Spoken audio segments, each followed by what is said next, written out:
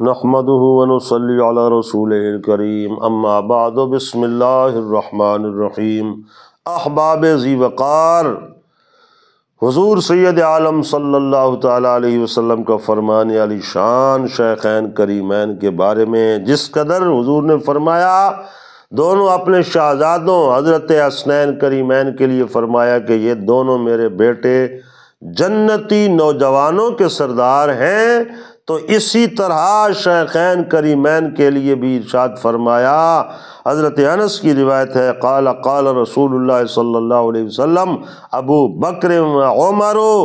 سیدا کہول اہل الجنت من الاولین والآخرین الا النبیین والمرسلین،